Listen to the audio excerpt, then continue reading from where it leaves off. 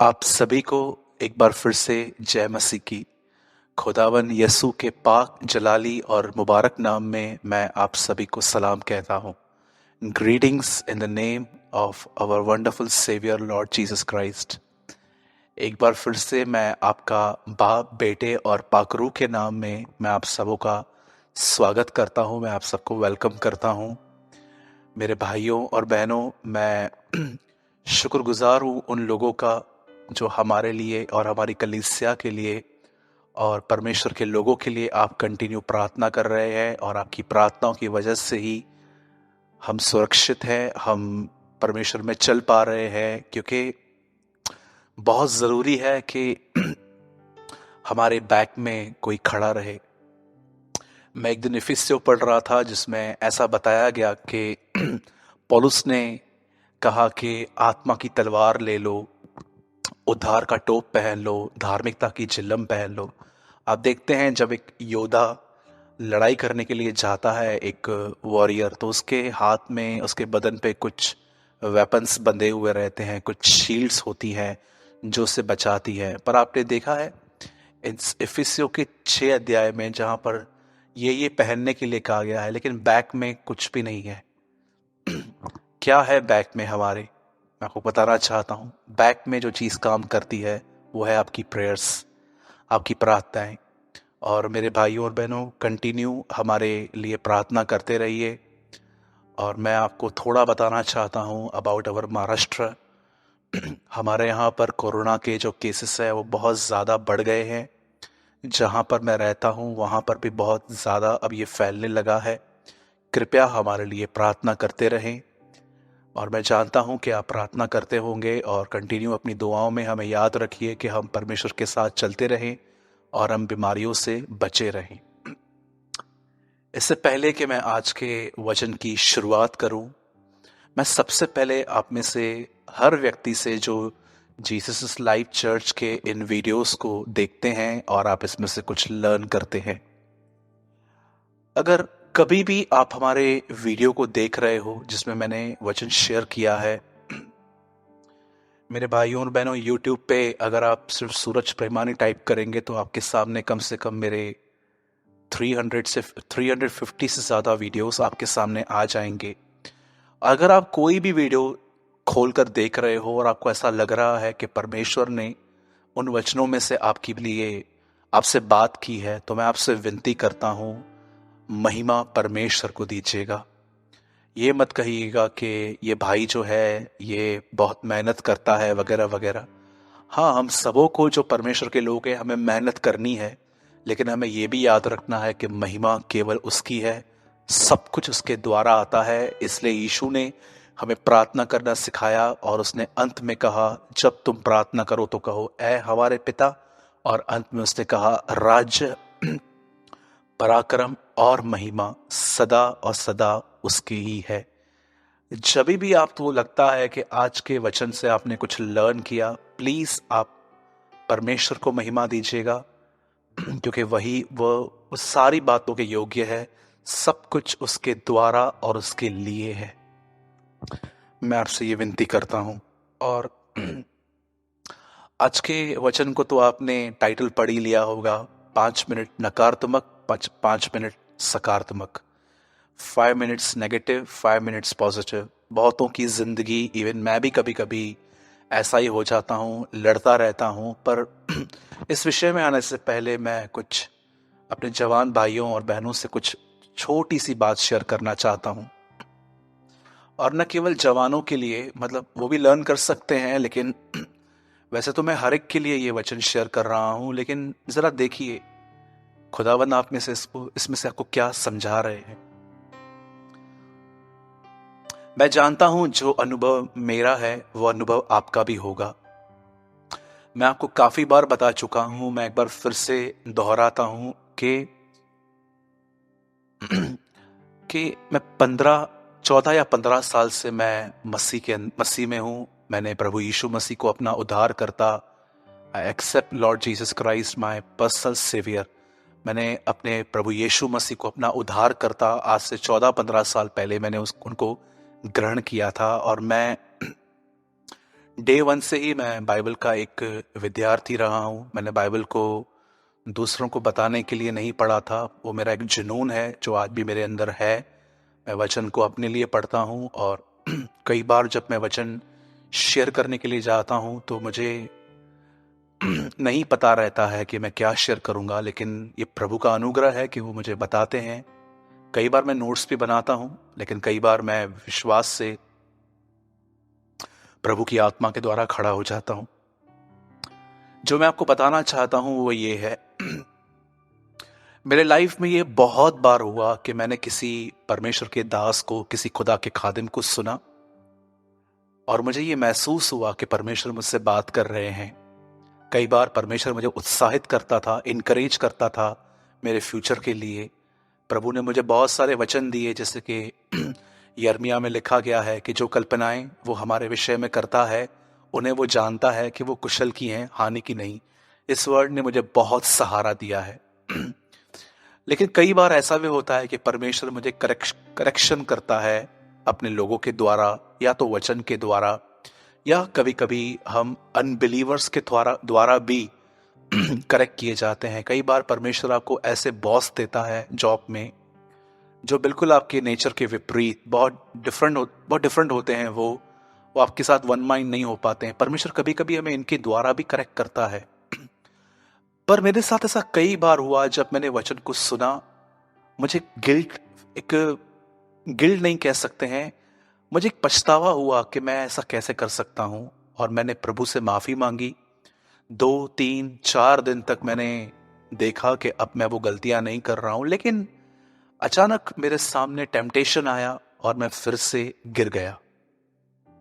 आप देखते रहेंगे, दो चीजें हम बहुत स्ट्रगल करते हैं। एक होता है मन में होने वाले पाप और दूसरा होता है जुबान के द्वारा होने वाले पाप। हम में से कोई भी इन बातों से नहीं बच पाया है। कई बार हम मन में पाप करते हैं, जैसे कि आज की जवान पीढ़ी है जो, कई बार देखिए आज की जवान पीढ़ी जो है, वचन सुनने के बाद वो डिसाइड करते हैं कि आज के बाद वो पोर्नोग्राफी में नहीं जाएंगे, वो पॉर्न वीडियोस नहीं देखेंगे, या तो वो किसी तरह के अश्लील चीज़ों को नज़रअंदाज करेंगे। लेकिन 3 4 5 दिन के बाद आप देखिए, एक ऐसा टाइम आता है कि हम वापस उन्हीं कामों में चले जाते हैं।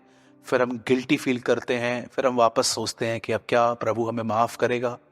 और हमारे अंदर खुदा का एक एक एक न्यू पिक्चर आ जाता है, एक गलत पिक्चर, कि लगता है कि परमेश्वर मुझे बर्दाश्त कर रहा है सिर्फ। या देखिए, कभी कभी एक विषय तो मैंने ये बताया, जैसे आज के बहुत सारे यूथ जो हैं वो गलत वीडियोस देखने में गिर जाते हैं। सेकंड थिंग, आप देखिए, एक चीज में हम फॉल होते हैं, वो है जुबान।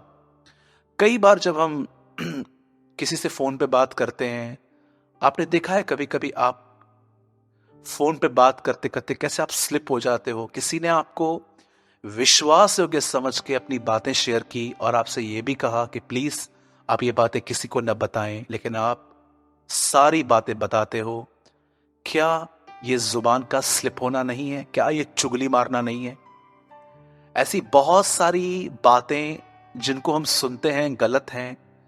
3 4 5 दिन तक हम उन चीजों को अपने आप में कंट्रोल में रखते हैं, लेकिन 4 5 दिन के बाद हम वापस गिर जाते हैं। आज मैं आपको ये बताना चाहता हूं कि एक्चुअली ऐसा हमारे साथ क्यों होता है। क्यों एक वचन जो है, कभी कभी वो सिर्फ इंजेक्शन की तरह काम कर रहा है कि बस जब तक असर है तब तक दर्द नहीं है, जब असर खत्म हुआ तो वापस हम तकलीफ में आ गए।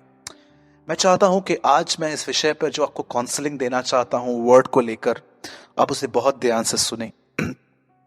इस समय आपके स्क्रीन पर एक वर्ड आ रहा है, इब्रानियों की पत्री, the book of Hebrews chapter 4, चौथा अध्याय और उसका 16th वर्ड मैं आपके लिए पढ़ रहा हूं। इब्रानियों 4 और उसका 16।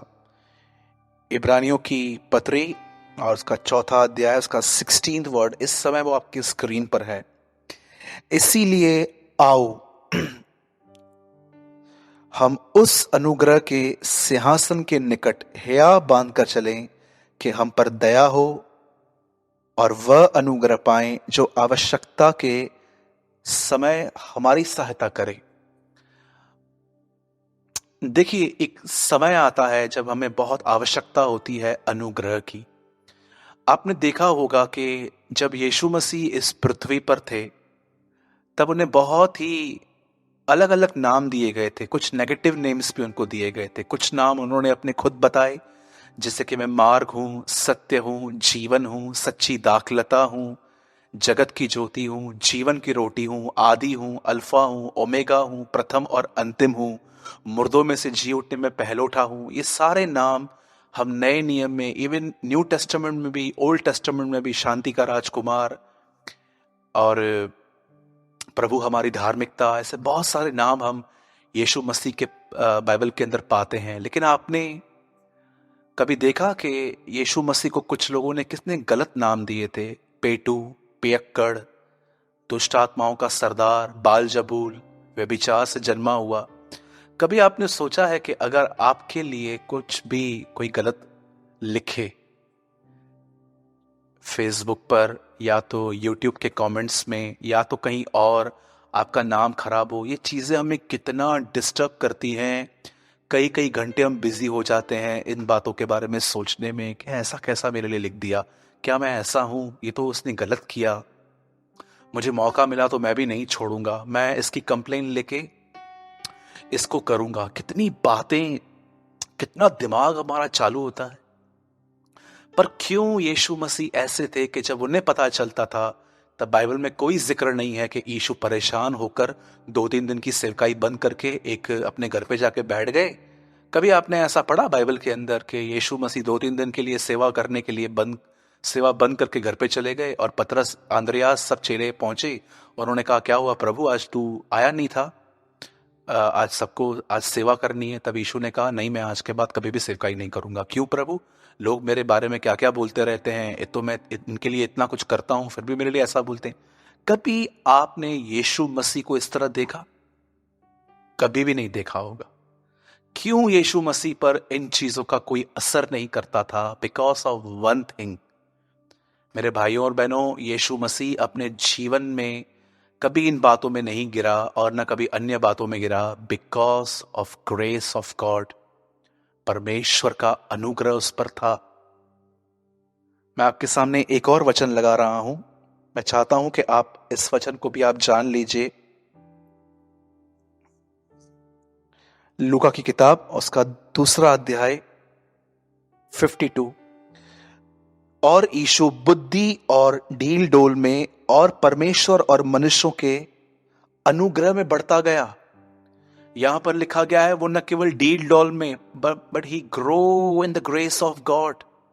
आपने देखा है, हम डील डॉल में बढ़ते हैं, कई बार अनुग्रह में नहीं बढ़ते हैं। हमारा कद लंबा होता जा रहा है, बॉडी चौड़ी होती जा रही है, उंगलियां छोटी थी अब बड़ी हो रही हैं, पैर की उंगलियां छोटी थी बड़ी हो गई हैं, साइज बढ़ रही है। लेकिन यीशु के लिए सिर्फ ऐसा नहीं लिखा गया है कि वो सिर्फ डील डॉल में बढ़ता गया था। बाइबल सेज वह परमेश्वर के अनुग्रह में बढ़ता गया।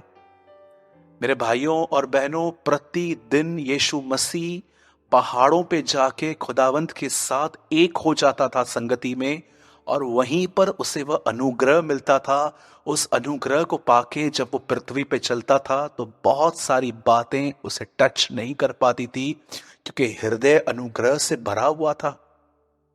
इसीलिए यहां पर लिखा गया है, जो मैंने इब्रानियों में से आपको पढ़वाया, आओ हम अनुग्रह के सिंहासन के समीप चले ताकि हम पर दया हो और हम वह अनुग्रह पाएं जो सहायता, जो आवश्यकता के समय हमारी सहायता करता है।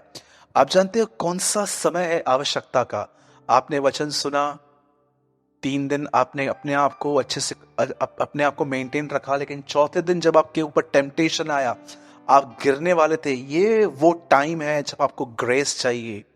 और ये अनुग्रह जानते हैं किनको मिलता है? ये मत सोचिएगा कि सिर्फ आप धन्यवाद यीशु बोलोगे या तो आप बस 2 मिनट प्रेयर में बैठ के चले आओगे और आपके लिए सब कुछ अवेलेबल हो जाएगा। मेरे भाइयों और बहनों, ये एक रॉन्ग टीचिंग है कि सब ऑटोमेटिकली होता है। यहां एक वर्ड लिखा गया है, आओ। आपको स्टेप लेना है। याद रखिए, आपको परमेश्वर के करीब जाना है, वहीं पर आपको अनुग्रह मिलेगा जो आपके मन, आपकी आंखें, आपकी जुबान, आपकी होल बीइंग को वो कंट्रोल करेगा। अगर आप में से कोई भी ऐसा व्यक्ति है जो 2-3 दिन तक वचन सुनने के बाद ठीक रहता है, लेकिन चौथे दिन वापस आप उन्हीं बातों में चले जाते हो, तो ये कहना बंद कर दो कि मैं कमजोर हूं। प्रॉब्लम ये है, आपको ग्रेस नहीं मिली, अनुग्रह नहीं मिला। और अनुग्रह एक ही व्यक्ति को नहीं मिलता। ऐसा लिखा गया है, परमेश्वर दीनों पर अनुग्रह करता है परंतु घमंडियों का सामना करता है।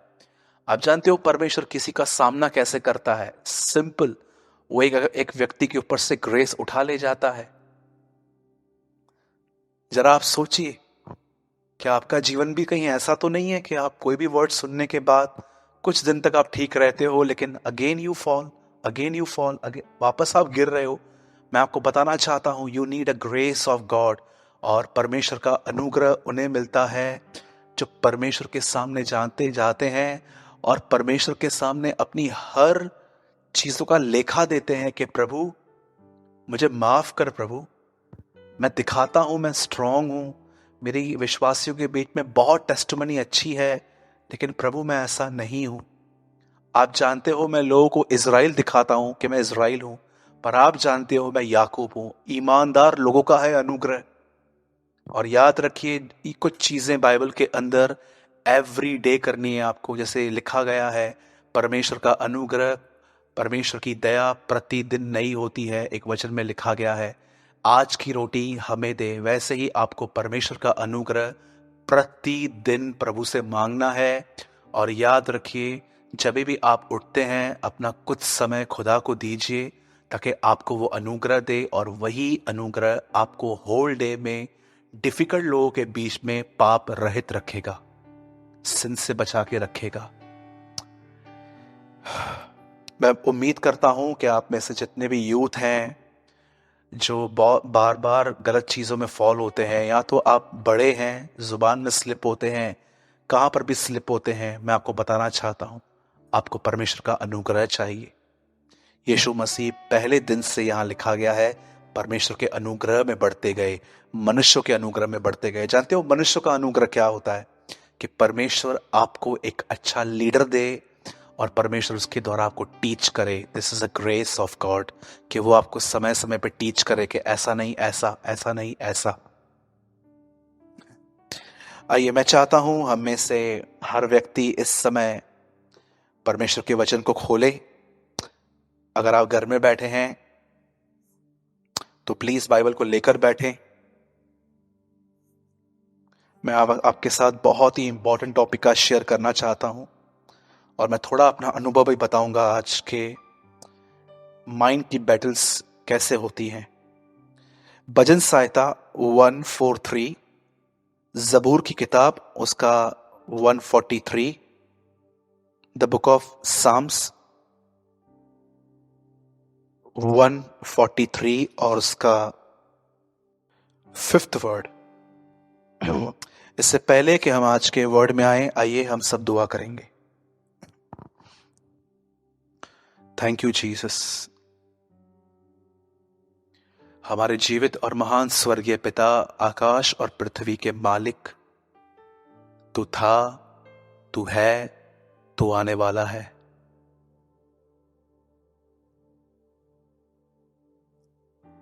तू खुदाओं का खुदा है, बादशाहों का बादशाह है। इज़राइल का उद्धार न तो लाठी, न बाले, न तलवार से, परंतु परमेश्वर के द्वारा होता है। झुकते हैं तेरे सामने मालिक, सजदा करते हैं तेरा, और तुझसे कहते हैं तू ही बचाने और छुड़ाने वाला है। तू ही समयों और कालों को बदलता है, तू ही ऋतुओं को बदलता है। अंधेरे में क्या है तू जानता है, क्योंकि तेरे निकट प्रकाश बना रहता है। तू ही मारता है, तू ही जिलाता है। मेरे भाई और बहनों, आइए अपने हाथों को उसकी ओर फैलाएं, उससे दया मांगे। प्रभु हम पर दया कर। मैं प्रार्थना करता हूं प्रभु, जैसे आपने मुझे इन दिनों में बर्डन दिया है जवानों के लिए और उन लोगों के लिए जो प्रभु स्पिरिचुअली बहुत, मेंटली बहुत वीक हैं प्रभु, जो मानसिक तौर पे बहुत कमज़ोर हैं, परेशान हो जाते हैं, गलत गलत ख्यालों में अपने आप को मारने के ख्यालों तक आ जाते हैं। वो मैं दुआ करता हूँ हर मेरा भाई, हर मेरी बहन जो इन दिनों में मेंटली वीक है, प्रभु आज का कलाम उनकी जिंदगी को बदल दे। प्रभु हम आपसे ये प्रार्थना करते हैं यीशु मसीह के नाम, आमेन, आमेन। मैं इससे पहले कि मैं आपके साथ आज का वचन शेयर करूं, मैं अपने जीवन के कुछ एक दो अनुभव मैं आपको बताना चाहता हूं। मेरे भाइयों और बहनों, निराशा, हताशा, परेशान होना, परेशान होकर खुद को खत्म करने के बारे में सोच लेना, या कभी कभी आप देखिए ना, आप रात को सो पाए ना, कभी आप जैसे उठते हैं तो आप एक घबराहट सी आपके अंदर रहती है। परमेश्वर मेरा गवाह है, मैं इन अनुभवों को बहुत गहराई से जानता हूं। मैंने अपने लाइफ में बहुत सारे टफ टाइम्स फेस किए हैं और आज भी करता हूं। कभी कभी जब कई बार मेरे मन के अंदर चिंता, डर, वरीज, परेशानी, बहुत सारी बातें घुस आती हैं, मैं अपना मन फिराता हूं, उन्हें निकाल के फेंकता हूं, फिर आ जाती हैं, फिर निकालता हूं, फिर आ जाती हैं, फिर 3-4 घंटे के बाद फिर से आती हैं। और आप देखिए इन दिनों में हम गवर्नमेंट के ऑर्डर से ऑलरेडी हम घर में हैं। कोरोना वायरस जो है वो हर जगह पर फैला हुआ है, और अगर आप कभी कभी बिजी रहते हो तो आपको पता नहीं चलता है, भले ही तकलीफ वहीं रहती है लेकिन हमें पता नहीं चलता है।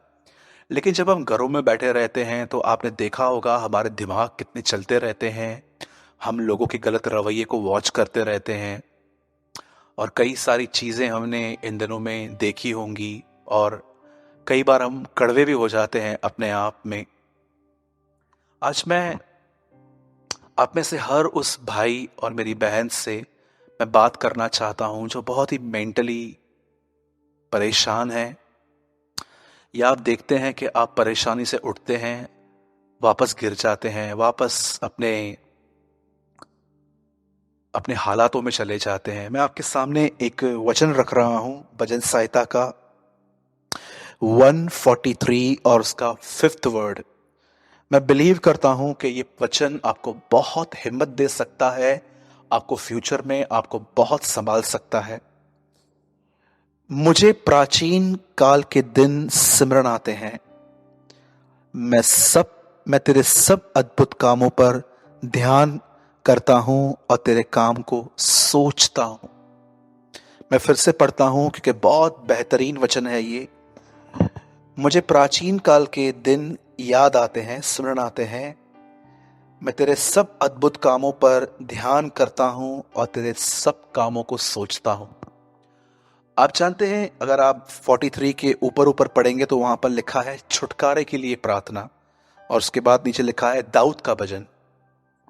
मेरे भाइयों और बहनों, दाऊद अपने जीवन में, उसके जिंदगी में एक बहुत अच्छा सिद्धांत था कि वो परमेश्वर के कामों को ध्यान करता था और उसके बारे में सोचता था। मैं आपसे पूछना चाहता हूं मेरे भाइयों और बहनों, कभी कभी आपने देखा है जब हम सब कुछ काम करके अपने बेड पर लेटते हैं या तो फ्री हो जाते हैं, सबसे पहले तो मैं कहूंगा कि आजकल हमारे अंदर डर पैदा करने वाली सबसे ज्यादा है फॉल्स न्यूज। आप देखते हैं कि इन दिनों में हम घर में बैठे हैं, कुछ लोग 24 घंटे घर में न्यूज चला के रखते हैं। मैं नहीं कहता हूं कि न्यूज चलाना कुछ गलत है, लेकिन मैं आपको बताता हूं बहुत सारी फॉल्स बातें भी आपके सामने आएंगी। कुछ 2 लोग मरे होंगे तो कुछ लोग 4 करके बता रहे हैं, और हर तरह से हमें डर घेर रहा है। तो मैं आपसे कहूंगा कि इस चीज में आप कुछ अपने आप में लिमिटेशंस रखिए, कुछ सीमाएं बांधिए कि किस समय देखना है, अदरवाइज अननेसेसरी थिंग्स के बारे में आपका दिमाग चलता रहेगा। सेकंड थिंग, आप देख रहे होंगे कि आजकल इन दिनों में बहुत लोगों को नौकरियां जाने का डर है। कुछ लोगों को तो बोला भी गया है कि आपको जॉब पे आने की नीड नहीं है क्योंकि अब हमारे पास काम नहीं है। कुछ लोग जो घर में बैठे हैं उनके बॉसेस ने उनको कहा है कि हम आपको आधी सैलरी देंगे। कुछ लोगों की शादियां कैंसिल हो गई हैं, जो इन महीनों में शादियां थी, एंगेजमेंट्स थी, वो कैंसिल हो गई हैं। कई लोग ऐसे भी हैं जो बेचारे अपने घरों में नहीं जा पा रहे हैं, वो किसी दूर जगहों पर हैं। जैसे हमारे यहाँ पर भी बहुत सारे लोग हैं जो अपने प्रांतों में, वो अपने गांव साइड नहीं जा पा रहे हैं। हर व्यक्ति की ज़िंदगी में कुछ हालात हैं, और एक चीज़ ने आपको बहुत डिस्टर्ब किया होगा, और वो था कि आप उम्मीद कर रहे हैं कि बस अभी इस तारीख को आएंगे पीएम और कहेंगे कि सब कुछ ठीक है, चलो खोल देते हैं। लेकिन आप देख रहे हो डेट्स बढ़ती जा रही हैं, बढ़ती जा रही हैं। इन दिनों में ये स्ट्रेस हमें, हम सबों को घेरे हुए है, और कहाँ ना कहाँ हो सकता है कि आपके परिवार के अंदर भी कुछ चीज़ें चल रही हैं जिसकी वजह से आपके घर के अंदर हो सकता है कि नेगेटिव माहौल पैदा हुआ। मेरे भाइयों और बहनों, ये सारी बातें जो मैं आपको बता रहा हूँ, ये हमारे दिमाग में चलती रहती हैं, चलती रहती हैं। और जानते हैं इन चीज़ों का असर कहाँ पड़ रहा है? हेल्थ पर। आजकल देखिए, एक नॉर्मल खांसी भी अगर हो रही है या हमें छींक आ रही है, तो आप देखिए हमें थॉट ही पहला पहला ये आ रहा है कि कहीं मेरे घर पे भी तो ये वायरस नहीं आ गया। आप देखिए इन दिनों में ये सारी चीजें हमारे पास आ रही हैं न चाहते हुए भी। लेकिन दाऊद यहां पर परमेश्वर की एक अद्भुत बात बता रहा है। वो कह रहा है कि प्राचीन काल के दिन याद आते हैं, मैं उन सब कामों पर ध्यान करता हूं और सोचता हूं। दाऊद के पास हमारी तकलीफ का एक बहुत ही औसम आंसर है। वो हमें ये समझा रहा है अपने लाइफस्टाइल से, अपने जिंदगी में, कि परमेश्वर ने जो किया है उस पर ध्यान करो। मेरे भाइयों और बहनों, मैं आपको समझाना चाहता हूं कि जब भी आपके अंदर ये बातें घुस रही हैं, उस टाइम पे आपको क्या करने की जरूरत है, और यही चीजें आपके अंदर फेथ और एनर्जी क्रिएट कर सकती हैं, जनरेट कर सकती हैं। आपने देखा होगा कि एक दिन यीशु मसीह के पास एक आदमी आके कहता है, प्रभु मेरी जो एक एक लेडी है जो शादी के बाद बगैर बच्चा पैदा किए हुए मर गई। उसके बाद उसके किसी और ने शादी की और वो आदमी भी मर गया।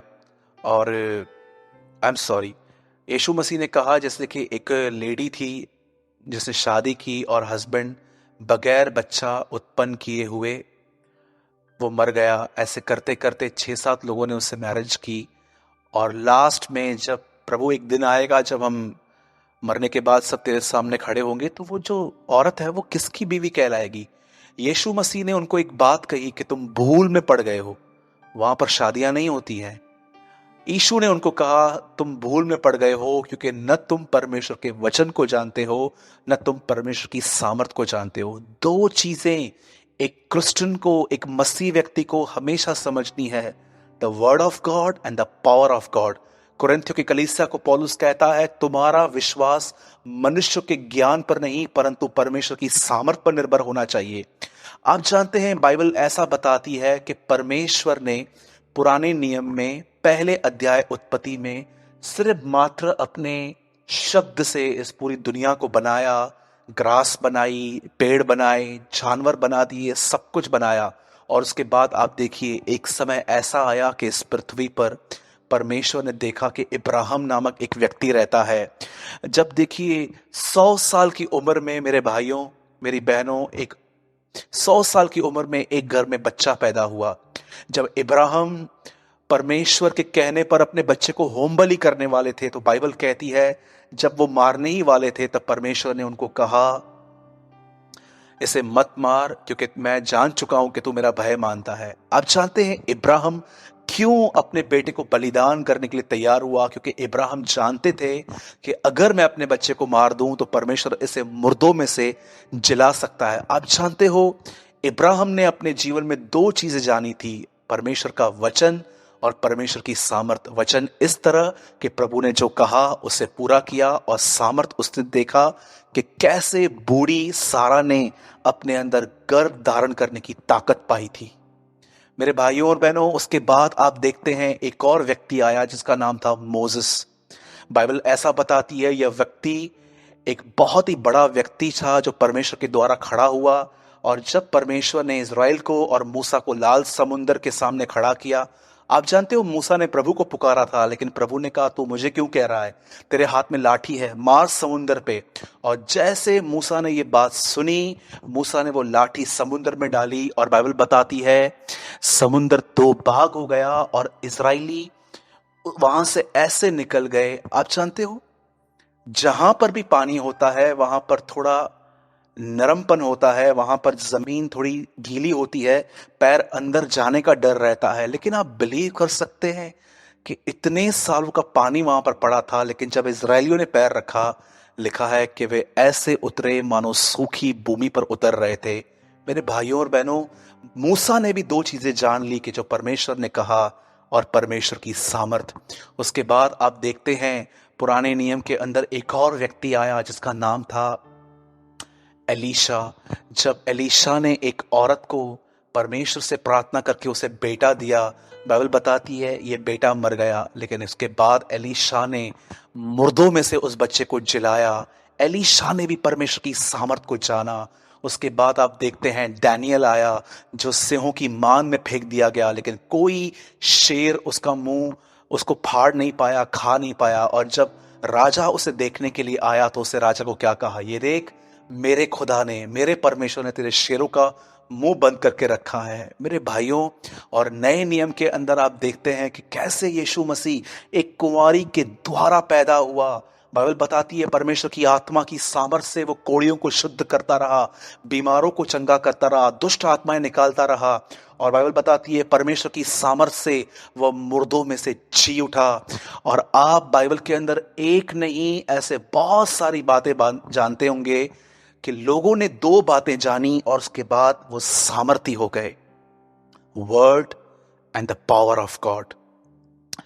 आप जानते हैं दाऊद क्या कहता है कि मैं उसके प्राचीन काल की बातों को याद करता हूं, मैं सोचता हूं। मेरे भाइयों और बहनों, आपको इन दिनों में जब आप घर के अंदर लॉकडाउन है और आपके अंदर एक ऐसा मन है जो मन 5 मिनट नकारात्मक 5 मिनट सकारात्मक, खुद से युद्ध करते करते, लड़ाई करते करते हम हार जाते हैं। मैं आपको एक सिंपल वे बताता हूं, अगर आप चाहें तो आप अपने माइंड में चलने वाली बैटल्स पर विक्ट्री पा सकते हैं। वो सिर्फ इस तरह से कि जो भी बाइबल के अंदर हुआ है उन चीजों के बारे में सोचना शुरू करें और पवित्र आत्मा से ये कहें कि पवित्र आत्मा, जब मैं वचन को मेडिटेट कर रहा हूं, जब मैं किसी स्क्रिप्चर को लेकर मैं उसके बारे में सोच रहा हूं, तो कृपया उन वचनों की गहराई में आप मुझे ले जाइए। और आप देखेंगे कि जैसे जैसे आप वर्ड को मेडिटेट करोगे, उसके बारे में सोचोगे, मैं आपको सच कहता हूं आप इनसाइड एक फ्रीडम फील करेंगे। इसीलिए दाऊद कहता है वह अपना वचन बेचकर हमें चंगा करता है। आपको पता है हमारा प्रॉब्लम ये नहीं है कि इतनी बड़ी प्रॉब्लम दुनिया पे आई है, ये प्रॉब्लम आई है, वो प्रॉब्लम आई है। हमारा प्रॉब्लम है हमारे सोचने का तरीका। नो डाउट कोरोना वायरस एक बहुत ही डेडली डिजीज है, इन दिनों में बहुतों को मार रही है। लेकिन मैं आपको बताना चाहता हूं, आपको ये नहीं जानना है कि क्या हो रहा है, आपको ये जानने की जरूरत है कि क्या हुआ था। हम उसको मानते हैं जिसने इब्राहिम को 100 साल की उम्र में बेटा दिया। हम उसको मानते हैं जिसने याकूब को इज़राइल बनाया। हम उसको मानते हैं जिसने मूसा के द्वारा लाल समुंदर दो भाग कर दिया। हम उसको मानते हैं जिसने दाऊद के द्वारा गोलियत को खत्म कर दिया। हम उसको मानते हैं जिसने यहोशू के द्वारा शहर पनाह गिरा दी। हम उसको मानते हैं जो मुर्दों में से जिला सकता है। याद रखिए, हमारा परमेश्वर वो नहीं है जो हमें सिर्फ मरने से बचाए, पर हमारा परमेश्वर वो है कि यदि हम मर भी जाएं तो वो हमें मुर्दों में से जिला सकता है। मेरे भाइयों और बहनों, आपको ये बात समझनी है कि आपको एक प्रिंसिपल अपने लाइफ में, आपको एक डिसिप्लिन बनाना है। और वो डिसिप्लिन है बाइबल को बंद करने के बाद भी अपने दिमाग में, अपने मन में बाइबल को खोल के रखना और अपने आप को वचन के साथ जोड़कर रखना। यीशु ने कहा तुम मुझ में बने रहो, मेरी बातें तुम में बनी रहें, मेरा वचन तुम में बना रहे। इस अद्भुत वचन को मैं आपके सामने रख रहा हूं स्क्रीन पर, आप देख लीजिए। शायद आज आप इस वचन को ठीक से समझ पाओगे। जॉन 15:7, यूहन्ना 15:7 आपके स्क्रीन पर है। यदि तुम मुझ में बने रहो और मेरा वचन तुम में बना रहे तो जो चाहो मांगो वह तुम्हारे लिए हो जाएगा। प्रभु कह रहा है यहां पर, अगर मेरा कलाम तुम में बना हुआ है और तुम मेरे कलाम में बने हुए हो, तुम जो चाहो मांगो तुम्हारे लिए हो जाएगा। मेरे भाइयों और बहनों, वचन के अंदर फेथ है और फेथ परमेश्वर से खींच कर लेकर आता है। आप जानते हैं बाइबल में एक लेडी है जिसने यीशु के वस्त्र को छूकर वो चंगी हुई थी। मैं हैरान हो गया कि बाइबल के अंदर एक ऐसी लेडी थी जिसने यीशु से ये नहीं कहा मेरे लिए प्रार्थना करो। यीशु ने उसको ना उसने यीशु से ये कहा कि प्रभु मैं बीमार हूं, वो लेकर आ गई।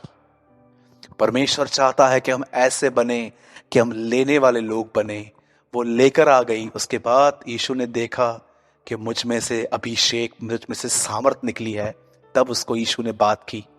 मैं आपको कहना चाहता हूं, बचपन में एक टाइम आता था जब हम कुछ घर के, आपने देखा होगा कि शादियों पे कुछ लोग पटाखे जलाते हैं, फायरवर्क्स जलाते हैं, और रॉकेट्स जो हैं वो ऊपर जाके आसमान में फटते हैं और एक डिजाइन बन जाती है आग से, हम देखते हैं। आप जानते हैं भले ही एक जो हम फायरवर्क्स जलाते हैं, देखा जाए तो बाहर से भले ही वो रस्सी से बंधे हुए रहते हैं, उनको डिजाइन मिलती है रॉकेट को, बम्स को, छोटे छोटे, जब शादियों में जलाते हैं। पर आप जानते हैं बाहर से वो सिर्फ एक डिजाइन है, लेकिन बारूद उनके अंदर रहता है। याद रखिए, फेथ परमेश्वर के कलाम में ढूंढिए, परमेश्वर के कलाम में ढूंढिए। जैसे कि बॉम्ब्स के अंदर बारूद अंदर रहता है जब हम बचपन में जलाते थे, वैसे ही याद रखिए फेथ जो है उसे वचन के अंदर है, उसे अंदर लेंगे तो फेथ भी अंदर होगा।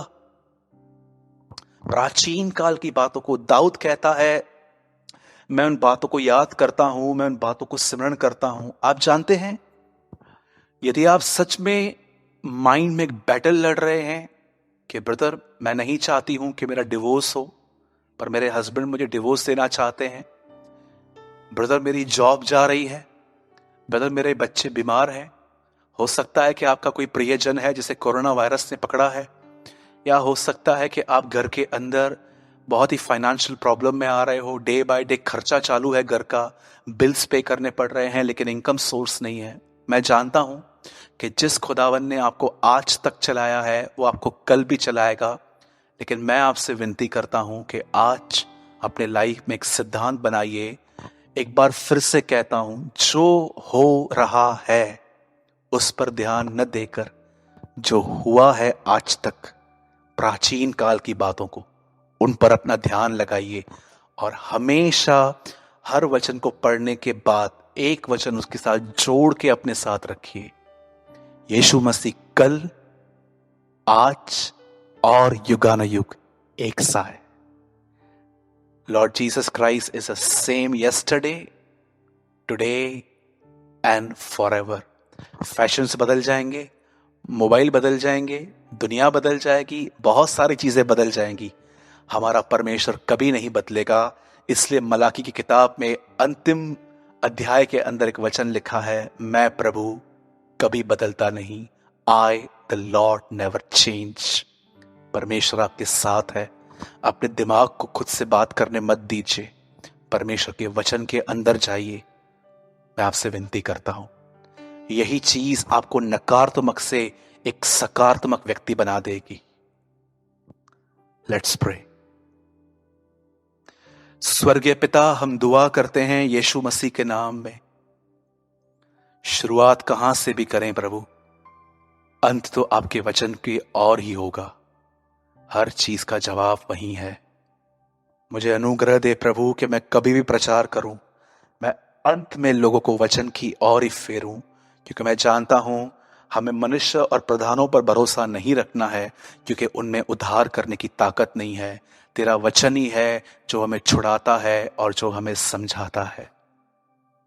हम विश्वास करते हैं प्रभु, आपने हमारी दुआओं को सुना है। आज हम दुआ करते हैं प्रभु, जितने भी लोगों ने आज का वचन सुना, जो ये महसूस कर रहे हैं कि वो डिप्रेशन में, डिस्करेजमेंट में, बार बार नेगेटिव और बार बार पॉजिटिव हो जाते हैं, उनके मन पर और मेरे मन पर तू दया और अनुग्रह कर, हम पर रहम कर प्रभु। हमें उठा, हमें बना, हमें अपनी तरह बना। विश्वास करते हैं आपने हमारी दुआओं को सुना। यीशु मसीह के नाम में प्रार्थना मांगते हैं पिता, आमेन, आमेन। Thank you Lord Jesus.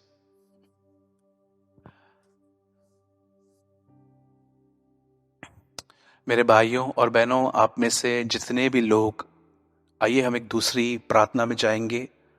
मैं चाहता हूं आप में से हर वो व्यक्ति जिसे बदन के किसी भी हिस्से में दर्द है, चाहे वो टीथ पेन है, सर दर्द है, कमर का दर्द है, कोई भी पेन है आपको, आप घर में बैठे हुए हैं, या वो बहनें जिन्हें बच्चे पैदा नहीं होते हैं, हर वो बहन जिसे बच्चा नहीं होता अपने पेट पर हाथ रखे, और हर वो बीमार जिसको बदन में कहीं भी तकलीफ है, प्लीज आप अपने बॉडी पर जहां कहीं आपको दर्द है, आप वहां पर अपना दाहिना हाथ रखें। इस समय मैं आपके लिए दुआ करना चाहता हूं। स्वर्गीय पिता, यीशु मसीह के नाम में मैं दुआ मांगता हूं हर व्यक्ति के लिए, हर मेरे भाई और बहन के लिए जो इस समय बीमार है।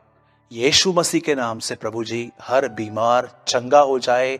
यीशु मसीह के नाम में तू अपने लोगों को छू, उन्हें सामर्थ्य से भर। सारी गंदी आत्माएं, दुष्ट आत्माएं, अशुद्ध आत्माएं, हर वो आत्मा जो मैं बीमार कर रही है, यीशु के नाम में हर बदरू खुदावन के लोगों को छोड़कर चली जाए।